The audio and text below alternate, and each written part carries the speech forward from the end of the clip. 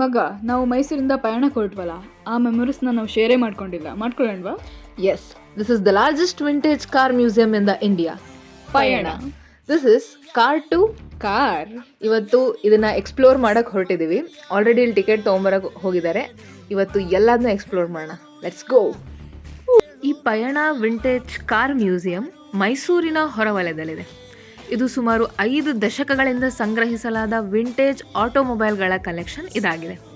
1925ರಿಂದ 2008ರವರೆಗಿರೋ vintage ಕಾರ್ಗಳ ಮಾಡೆಲ್ಸ್ನ ಇಲ್ಲಿ ನೋಡ್ಬೋದು. ಬೆಳಗ್ಗೆ ಅಮ್ಮನವ್ರ ದರ್ಶನ ಮಾಡಿಕೊಂಡು ಡೈರೆಕ್ಟ್ ನಾವು ಈ ಮ್ಯೂಸಿಯಂಗೆ ಬಂದ್ವಿ. ಹಾಗೆ ಇಲ್ಲಿ ಮೈಸೂರು ಮಹಾರಾಜ ಕಾಲದಿಂದ ಹಿಡಿದು ಸೆಕೆಂಡ್ ವರ್ಲ್ಡ್ ವಾರ್ ಜೀಪ್ಗಳನ್ನು ಕಲೆಕ್ಷನ್ ನೋಡ್ಬೋದು. ನಾವು ಫಸ್ಟ್ ಹೋದಾಗ ಕಣ್ಣಿಗೆ ಕಾಣಿಸಿದ್ದು ನಮ್ಮದು ಮರ್ಸಿಡೀಸ್ ಬೆನ್ಸ್ ಕಾರು. ನಾನಂತೂ ನನ್ನ ಡ್ರೆಸ್ ಮ್ಯಾಚಿಂಗ್ ಅಂತ ಹೋಗಿ ನಿಂತ್ಕೊಂಡೆ. ಆ ಕಲ್ಲರು ಆಮೇಲೆ ನಂಬರ್ ಪ್ಲೇಟ್ ನೋಡು, ಎಷ್ಟು ಸೈಕಿದೆ ನಂಬರ್ಸ್ 2727. ಅಲ್ಲಿಂದ ಸ್ವಲ್ಪ ಮುಂದೆ ಹೋಗ್ತಿದ್ದಂಗೆ 1926 ಇದ್ದಿದ್ದು ಇನ್ನೊಂದು ಮರ್ಸಿಡೀಸ್ ಬೆನ್ಸ್ 8x38 HP ಇದು ಕೂಡ ಸಕ್ಕದಾಗಿದೆ ಅಲ್ಲ ಮಗ. ನೆಕ್ಸ್ಟ್ ನಾವು ಫಿಯಾಟ್ 1931 ಮಾಡೆಲ್ದು 521 ಅಂತ. ನೆಕ್ಸ್ಟು ಆಸ್ಟಿನ್ 7RM ಸಲೂನ್ದು 1934 ಮಾಡೆಲ್ಲು. ಹಾಗೆ ಮೋರಿಸ್ ವುಡನ್ ಅಂತ 1934 ಮಾಡೆಲ್. ನೆಕ್ಸ್ಟು 1941 ಮಾಡೆಲ್ ಗೇಜ್ 69 ಕಾರು. ಅದಾದಮೇಲೆ Ford perfect E93A 1946 model. Next 1947 model Buick ಸೀರೀಸ್ದು ಸೂಪರ್ 8+ದು Jaguar.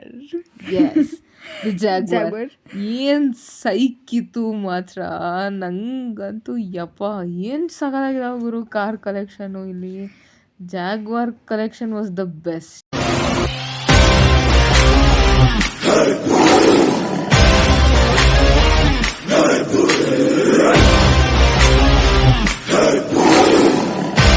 And the car model is Jaguar XJ6.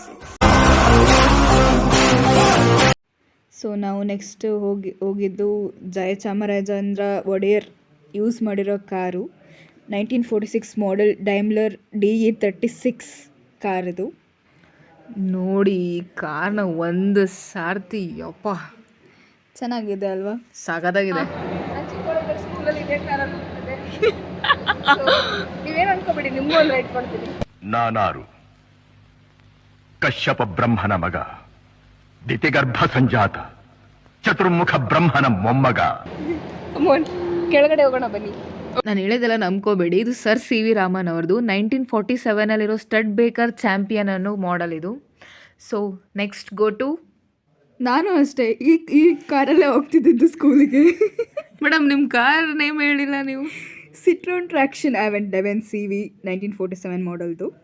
Okay, 1955 model ಅಲ್ವಾ ಇದು ಮೇಡಮ್? ವಾಪಸ್ ಬರ್ತಾ ಬೇಕಿದ್ರೆ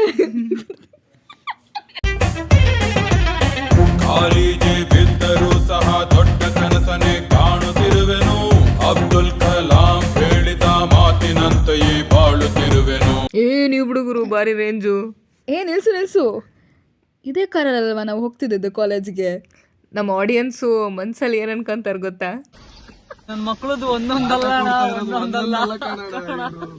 ಏನ್ ಟಾರ್ಚರ್ ಕೊಡ್ತಾರಣ್ಣ ನಮ್ಗೆ. ಬಂದ್ರು ಕನ್ನಡ ಇಲ್ಲಿ ನೋಡಿ ನಮ್ಮ ದಾದಾ ದೇವರು 1983 ಮಾಡಲು ಡ್ಯಾಟ್ಸನ್ ಕಾರು.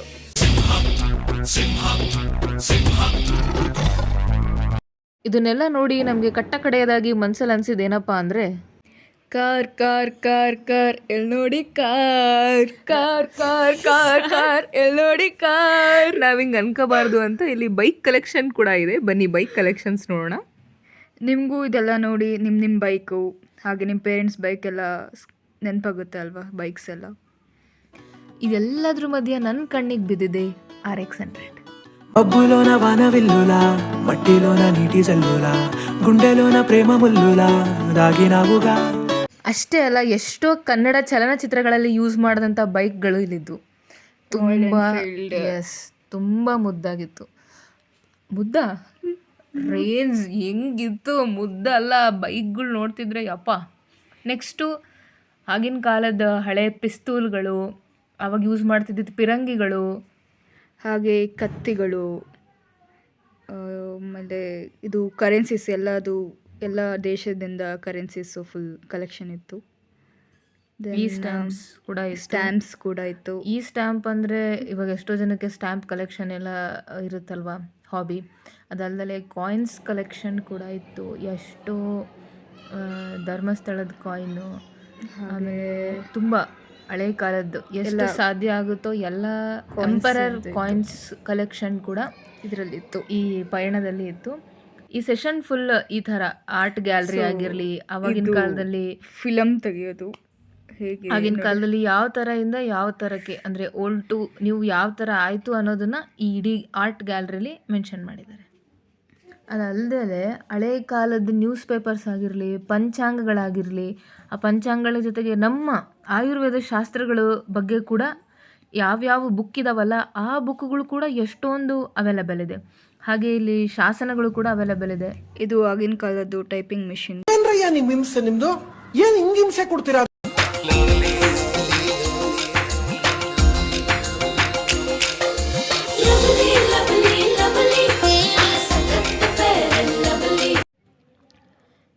ಇಲ್ಲಿ ನಾವು ಮಹಾಭಾರತ ನೋಡ್ಬೋದು. ಆಗಲೇ ಹೇಳಿದ್ನಲ್ಲ ಆಯುರ್ವೇದದ ಕೂಡ ಇದೆ ಅಂತ. ಇದು ವೈದ್ಯ ಸಂಗ್ರಹ ಅಂತ. ಆಗಿನ ಕಾಲದವರು ಯಾವ ಥರ ತಾಳೆಗರಿ ಮೇಲೆ ಬರೀತಿದ್ರು ಅನ್ನೋದು ಕೂಡ ಇದೆ. ಇದು ಲಾಸ್ಟ್ ಫ್ಲೋರ್ ಅಂದರೆ ಒಳಗಿನ ಫ್ಲೋರ್. ಆ್ಯಂಬಿಯನ್ಸ್ ಮಾತ್ರ ಸಕ್ಕದಾಗಿತ್ತು.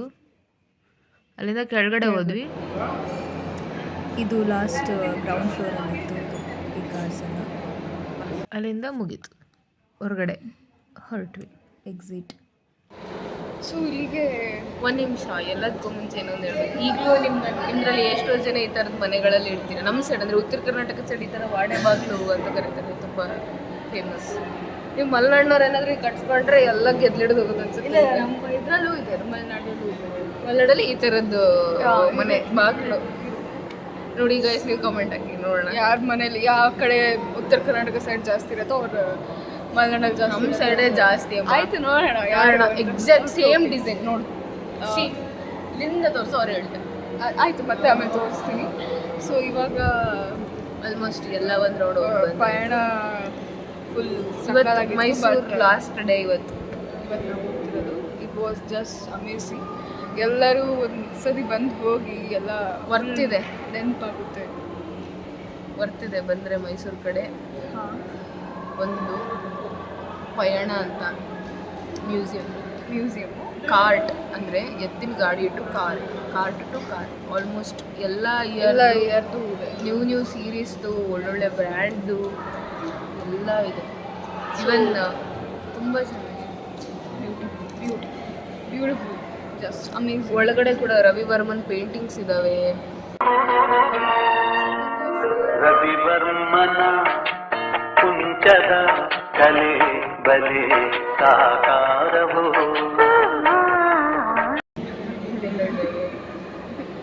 ಈ ಅಂತ ಹೇಳಿ ಏನೇನೋ ಹೇಳ್ತೋಡೆ. ಇದು ವೀಲ್ಸು ಯಾವ ಥರ ಎವಾಲ್ವ್ ಆಯಿತು ಅಂತ. ಇದು ಮುಗುತ್ತಿದ್ದಂಗೆ ಮೇಡಮ್ ಅವ್ರಿಗೆ ಬೇಕಾಗಿದ್ದು ಕಾಫಿ ಬ್ರೇಕ್. ಸೊ ನಿಖಿತಾ ಅವರು ಹೊರಟರು ಕಾಫಿ ಕುಡಿಯೋಕ್ಕೆ. ನನಗಂತೂ ಇವಳ ಜೊತೆಗೆ 3 ದಿನದಿಂದ ಕಾರ್ಕೋಟಕ ವಿಷಯಕ್ಕೆ ಕಾಫಿ ಕುಡ್ದು ಸಾಕಾಗಿ ಹೋಗಿತ್ತು. ಕಾಫಿ ಇಷ್ಟ ಆಗಲ್ವ? ಇಷ್ಟ ಆಗೋದು ತಾನೇ. No not all. ಅದಕ್ಕೆ ನಾನು ಬೂಸ್ಟ್ ಆರ್ಡರ್ ಮಾಡಿದ್ದೀನಿ, ಸರಿ ಫಾರ್ ಚೇಂಜ್. ನಂದು ಬೂಸ್ಟು, ನಮ್ಮ ನಿಖಿತಾ ಅವ್ರದ್ದು ಕಾರ್ಕೋಟಕ ವಿಷಯ ಕೆಟ್ಟ coffee. Let's have A coffee.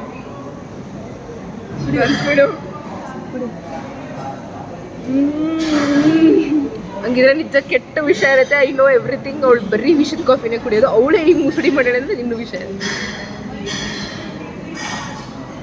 Boost was really good. ಸಣ್ಣೋಳಿಂದ ಕುಡಿದಿದ್ದು.